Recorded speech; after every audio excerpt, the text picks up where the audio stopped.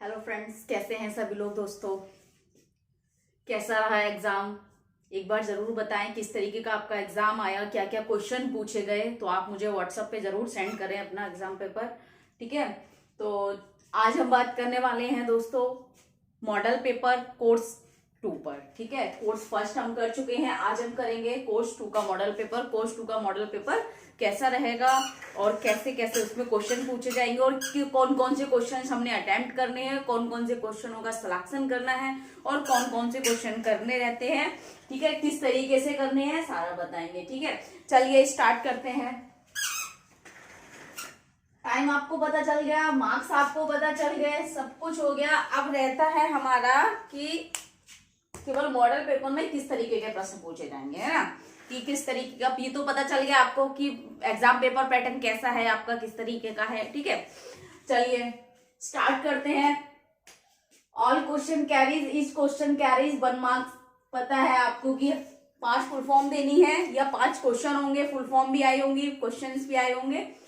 कैसे करना है मैंने आपको कल के पेपर में बताया था और आज भी बताने वाले हैं। चलिए, सबसे पहली फुल फॉर्म है BAKT। जो मैं फुल फॉर्म आपको करा रही हूँ इसमें मॉडल पेपर में जो मैंने ऐड की है वो इतनी मोस्ट इंपोर्टेंट है कि आपके एग्जाम के लिए कम से कम 70% तक आपकी यूजफुल रहेगी। ठीक है, तो ये जो भी फुल फॉर्म आप दे रही हूँ ये भी मोस्ट इंपोर्टेंट है कल के एग्जाम के लिए। VAKT, visual auditory kinaesthetic tactile. VAKT, VAKT एक शॉर्ट नाम भी हो गया शिक्षार्थियों के प्रकार। ठीक है, विजुअल ऑडिटरी कैनेस्थेटिक टैक्टाइल, इसका जो फुल फॉर्म है visual auditory auditory kinaesthetic KINESthetic and tactile. ठीक है,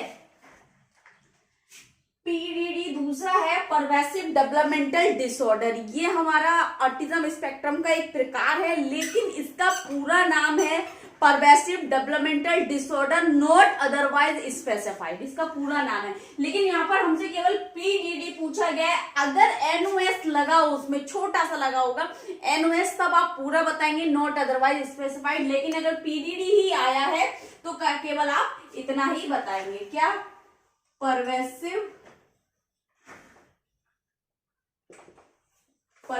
डेवलपमेंटल डिसऑर्डर। ठीक है, तीसरा देखिए ADHD, attention deficit hyper active disorder. अब देखिए अगर हम इसको हिंदी में करेंगे तो कैसे करेंगे। अटेंशन डेफिसिट, ध्यान अभाव विकार, ध्यान अभाव विकार,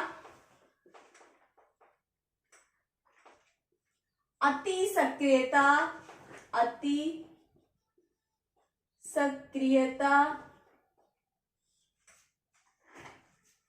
ध्यान अभाव एवं अति सक्रियता विकार, ध्यान अभाव एवं अति सक्रियता विकार। इस तरीके से हम इसको हिंदी में लिखेंगे, ध्यान अभाव एवं अति सक्रियता विकार। उधर जाइए बेटा। ठीक, चौथा है हमारा ABT क्या है, auditory verbal therapy. Auditory verbal therapy. ठीक है, DS डाउन सिंड्रोम,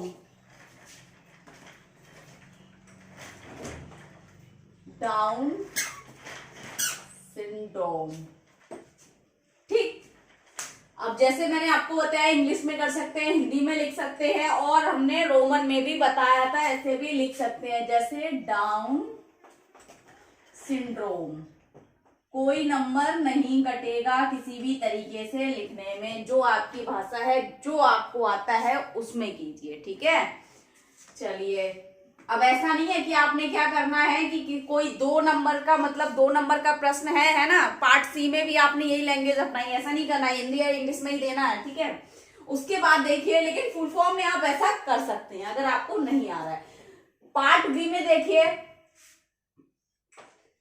प्रत्येक प्रश्न का 1 या 2 वाक्यों में उत्तर दें, ठीक है। यानी कि हमने शॉर्ट में करना है, इसमें वेरी शॉर्ट क्वेश्चन है हमारे, जिसे हम अति लघु प्रश्न कहते हैं, ठीक है। पहला है विकासात्मक देरी को परिभाषित कीजिए, वेरी वेरी मोस्ट इंपोर्टेंट है। पैटर्न कैसा भी हो, एग्जाम कैसा भी हो, आपका किसी भी तरीके से होगा, लेकिन शॉर्ट में ये आपका क्वेश्चन आना ही आना है, यानी कि 2 नंबर में इसकी परिभाषा पूछी ही जाएगी, ठीक है ना। कैसे परिभाषित करेंगे आप इसको, ठीक है। 1 सेकेंड, क्या कर रहे हो बेटा,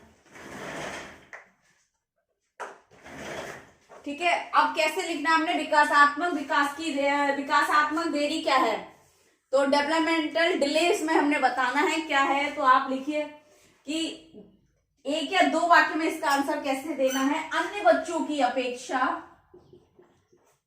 अन्य बच्चों की अपेक्षा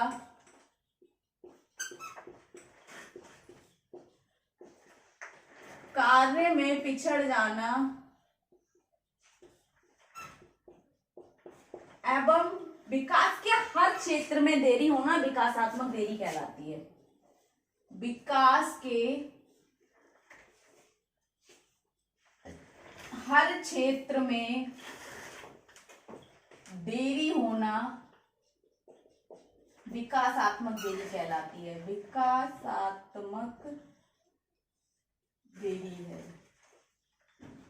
या कहलाती है, ठीक है। इस तरीके से आपने इसका आंसर देना है। क्वेश्चन नंबर 2 देखिए, विकासात्मक अक्षमता के 2 उदाहरण, यानी कि डेवलपमेंटल डिसेबिलिटी के 2 एग्जाम्पल बताने। इसमें बहुत सारे एग्जाम्पल है, कोई 2 बता दीजिए। जैसे हमारा आईडी हो गया, इंटेलेक्चुअल डिसेबिलिटी हो गया, ठीक है। उसके बाद हमारा एएसडी हो गया, ऑटिज्म स्पेक्ट्रम डिसऑर्डर हो गया, सीपीवी इसमें आ जाता है, हमारा सेरेब्रल पॉलिसी इसमें आ जाएगा, स्पेसिफिक लर्निंग डिसेबिलिटी भी इसमें आ जाएगी, ठीक है ना, विशिष्ट अधिगम अक्षमता, ठीक है। ये सभी क्या है, हमारी विकासात्मक अक्षमता, यानी कि डेवलपमेंटल डिसेबिलिटीज है ये सभी, ठीक। नेक्स्ट देखिए, क्वेश्चन नंबर 3, स्मृति के प्रकार, यानी कि टाइप्स ऑफ मेमोरी। स्मृति के प्रकार बताने आपने, कितने टाइप है इसके, तो 3 टाइप है। पहला है आपका सेंसरी मेमोरी,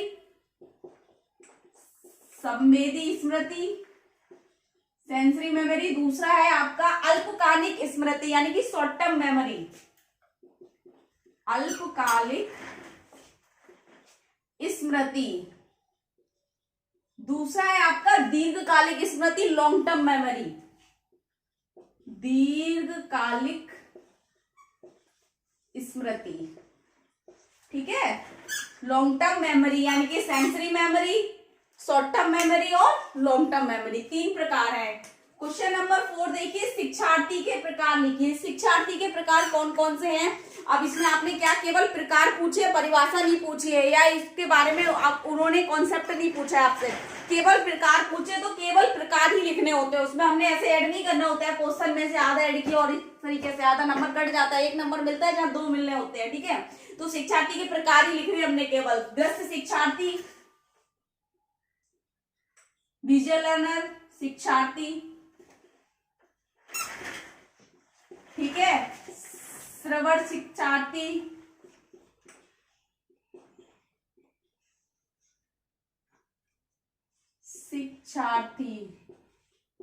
ठीक है। उसके बाद स्पर्शनीय एवं कैनेस्थेटिक लर्नर, यानी कि स्पर्शनीय एवं कैनेस्थेटिक का, स्पर्शनीय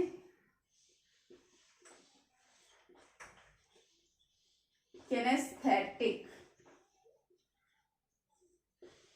शिक्षार्थी। ये देखिए BAKT आ गया पूरा, विजुअल, ऑडिटरी, कैनेस्थेटिक, टैक्टाइल, जो टाइप्स हैं इसके, अगर आप शॉर्ट में भी याद करना चाहें तो BAKT, यानी कि दृश्य शिक्षार्थी, श्रवण शिक्षार्थी, स्पर्शनीय, कैनेस्थेटिक शिक्षार्थी, ठीक है। क्वेश्चन नंबर 5 देखिए, पठन संबंधी विकार को क्या कहा जाता है। तो पठन संबंधी विकार जो है हमारा क्या कहलाता है, डिसलैक्सिया, डिसलैक्सिया, गणना संबंधी यानी कि गणित में गणित संबंधी विकार है डिस्कैलकुलिया कहलाता है, लिखने संबंधी डिस्ग्राफिया कहलाता है। कोई भी क्वेश्चन आ जाए टाइप्स ऑफ लर्निंग डिसेबिलिटी से आपको पता होना चाहिए, ठीक है। जैसे कि अगर हम थोड़ा सा आपको एग्जांपल देते हैं कि ग्राफिया मतलब जहां ग्राफ बनता है, ग्राफ मतलब हम समझ रहे हैं लिखने से डिस्ग्राफिया, पढ़ने से डिसलैक्सिया और कैलकुलेशन से ही आप समझ जाइए डिसकैलकुलिया। ये हमारे कुछ मतलब टर्म है जो हम जिनको आइडेंटिफाई करने से हम क्या करेंगे, हमें पता चल जाएगा कि कौन सा प्रकार। अफेजिया भाषा से थोड़ा संबंधित है ना, अफेजिया तो भाषा संबंधी विकार हो गया, डिस्प्रैक्सिया हमारा गामक संबंधी विकार हो गया, ठीक है। इस तरीके से हमें पता होना चाहिए इन सब के बारे में, ठीक। उसके बाद देखिए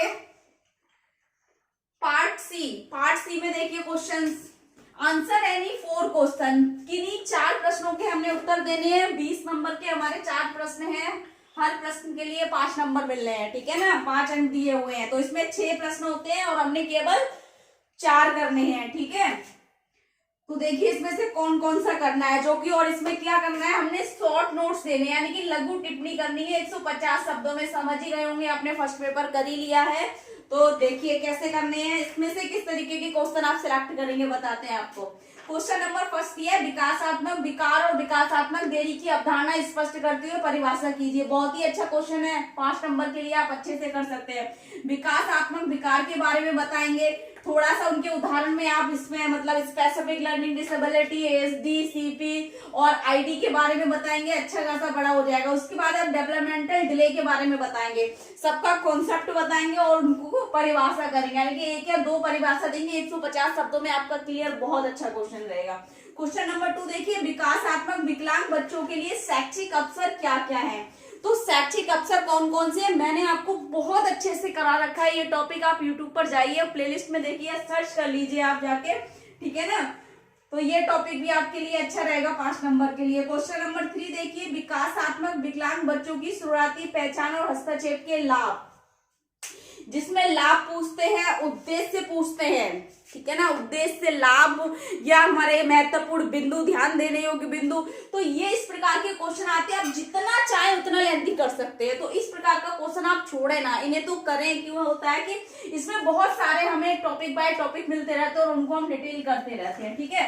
तो ये भी कर सकते हैं। फिर आता है क्वेश्चन नंबर 4 देखिए, स्मृति का अर्थ, परिभाषा, प्रकार और स्मृति बढ़ाने की रणनीतियां, वेरी वेरी मोस्ट इंपोर्टेंट है। ये आपका क्वेश्चन है कल के प्रश्न पत्र के लिए। और ये प्रश्न आपका ऐसा है, इसमें बिना सोचे समझे सारे हेडिंग दिए हैं। इसका अर्थ हो गया पहला हेडिंग, दूसरा हेडिंग, तीसरा हेडिंग। स्मृति के 3 प्रकार हैं, कौन से, ये आ गया हमारा sensory memory, short term memory और लॉन्ग टर्म मेमोरी, यानी कि 3 ही हो गए, 6 इसके क्या हो गए, हेडिंग्स हो गए हमारे। फिर इसकी रणनीतियां हो गई, बहुत अच्छा। 150 शब्दों में क्या, मैं चाहूँ तो 500 शब्दों में से कर सकती हूँ, ठीक है। फिर देखिए 5 क्वेश्चन, इसमें पठन संबंधी विशेषताओं की व्याख्या कीजिए, आप इसको कर सकते हैं। लेकिन ये 4 क्वेश्चन इस तरीके के अगर आप सिलेक्ट करेंगे तो ज्यादा अच्छा होगा। इसमें क्या होगा, हमें बहुत ज्यादा हेडिंग्स मिल जाएंगे देखने के लिए, ठीक है ना। तो इस प्रकार के हमें क्वेश्चन देखने हैं जिसमें हमें हेडिंग्स मिले और हमें थॉट्स मिले, जिसमें हम सोचने की जरूरत हो और लिखते जाएं और सोचते रहें, ठीक। क्वेश्चन नंबर 6 किया है, इसमें सीखने को परिभाषित करते हुए विशेषताओं का उल्लेख करें, व्याख्या करें। कहीं ना कहीं ऐसे क्वेश्चन हो जाते हैं कि हम सोचने में मजबूर हो जाते हैं कि अब क्या लिखें। लेकिन जिन क्वेश्चनों में हेडिंग्स हमसे कई चीजें पूछी जाती है, वहां पर प्रश्न जितने ज्यादा पूछे जाते हैं तो वहां आंसर भी हम अच्छे से दे पाते हैं। जैसे इसमें पूछा गया, स्मृति का अर्थ पूछा है, प्रकार पूछा है, परिभाषा पूछी है, फिर इंचैन ऑफ मेमोरी की स्ट्रेटेजीज पूछी है। तो बहुत सारे प्रश्न हो गए, बहुत सारी चीजें हो गई। तो वहां पर जब हम आंसर देते हैं तो बहुत सारे हेडिंग्स भी हमारे पास आते हैं, बहुत सारे एग्जाम्पल होते हैं हमारे किसी भी क्वेश्चन को अच्छे से डिस्क्राइब करने के लिए, ठीक है। तो इस तरीके से हमने क्वेश्चन अपने सिलेक्ट करने होते हैं, ठीक। अब पार्ट डी का, अब इसमें जैसे कि हमने 4 क्वेश्चन करने हैं, तो 4 क्वेश्चन में सबसे पहला क्वेश्चन अच्छा है, दूसरा भी अच्छा है, टिप्पणी कर रहे हैं, लेकिन उन्होंने बहुत सारी चीजें पूछी है हमसे, ठीक है। विकासात्मक विकलांग बच्चों के बारे में हमने पहले लिखना है, उसके बाद उनके शैक्षिक अवसर क्या क्या होंगे, उन अवसरों के बाद उसकी टिप्पणी यानी कि संक्षिप्त टिप्पणी थोड़ा थोड़ा उसमें लिखना होगा, इसलिए अच्छा रहेगा, ठीक है। प्रश्न नंबर 3 जो है, शुरुआती पहचान और हस्तक्षेप के लाभ, जैसे कि मैंने आपको बताया जहाँ पॉइंट्स होते हैं तो वहां क्वेश्चन बहुत अच्छे से आप कर सकते हैं। तो इस प्रकार के प्रश्न हमने 4 प्रश्न करने हैं, ठीक है। केवल 4 प्रश्न करने हैं और पहले हमने क्या करना है, इनमें से सिलेक्ट करने हैं कौन कौन सिलेक्टिव क्वेश्चंस रहेंगे जिनको हम अटेम्प्ट करने वाले हैं। प्रश्न पत्र को अच्छे से पढ़ना है, उसके बाद हमने प्रश्न अपने चयन करने हैं, उसके बाद उनका उत्तर लिखना है, ठीक है। पार्ट डी देखिए दोस्तों, इसमें हमने 2 प्रश्न दिए होते हैं, केवल 1 प्रश्न करना होता है इसमें, ठीक है।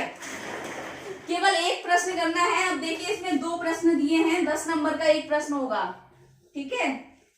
विशिष्ट अधिगम अक्षमता की परिभाषा, अवधारणा, व्यापकता, ऐतिहासिक परिप्रेक्ष्य और प्रकार का विस्तार कीजिए। 250 शब्दों में करना होगा निबंधात्मक प्रश्न, निबंधात्मक, ठीक है। निबंधात्मक ये प्रश्न देना होगा, ऐसे टाइप आपको, ठीक है ना। तो इसमें क्या है, 250 शब्दों में करना है। अब इसमें देखिए बहुत सारी चीजें मिल गई। दूसरा भी प्रश्न है, शिक्षार्थी के प्रकार कौन कौन से हैं, इनकी विशेषताओं की व्याख्या करते हुए अधिगम शैलियों को विस्तार पूर्वक लिखिए। दोनों ही प्रश्न ऐसे हैं कि हम बहुत अच्छे से कर सकते हैं। दोनों ही प्रश्नों में बहुत कुछ पूछा गया है और आप बहुत कुछ उसमें लिख सकते हैं। 250 शब्दों का आप 300 या 400 शब्दों में भी कर सकते हैं। लेकिन इस प्रकार के प्रश्न अगर हमें देखने को मिलते हैं तो इसमें से हमने कौन सा प्रश्न करना होगा, यानी कि कौन सा प्रश्न हमने चयन करना है जिसका हम बहुत अच्छे से एक्सप्लेनेशन कर सकते हैं।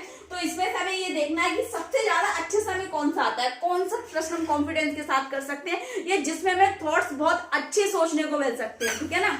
तो देखिए विशिष्ट अधिगम अक्षमता क्या है उसके बारे में लिखेंगे, उनके प्रकार हो गए, हर प्रकार की विशेषताएं हैं, लक्षण हैं अपने अपने, उनके बारे में आप लिखेंगे तो बहुत बड़ा आपके पास ये टॉपिक हो जाएगा, ठीक है।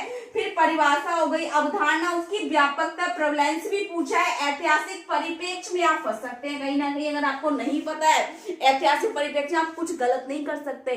जिस शताब्दी में जो हुआ है वही लिखेंगे, जहां पहली संस्था खोली गई है उसी के बारे में लिखना होगा, ठीक है ना। किसने किया, किसने उसका उल्लेख किया है, किसने इसको कथन दिया है, किसने परिभाषित किया है। कहीं ना कहीं ऐतिहासिक परिप्रेक्ष्य और व्यापकता, प्रेवलेंस आप जो निकालेंगे उसमें आप फंस सकते हैं। अगर आपको बहुत अच्छे से ये दोनों चीजें पता है तब तो हम इस प्रकार का क्वेश्चन चयन करेंगे, वरना हमारे पास एक और ऑप्शन मिल जाता है। कौन सा, शिक्षार्थी के प्रकार कौन से हैं, उनकी विशेषताएं, व्याख्या करते हुए अधिगम शैलियों को विस्तार पूर्वक समझाइए। 3 हेडिंग है, 3 हेडिंगों में अगर हम 6 हेडिंग ऐड करेंगे तो क्या होगा, हमारा 18 हेडिंग बहुत अच्छे से करेंगे और 250 शब्दों में बहुत बढ़िया करके कर सकते हैं, ठीक है। तो इसलिए हम इस प्रकार का क्वेश्चन चयन करेंगे।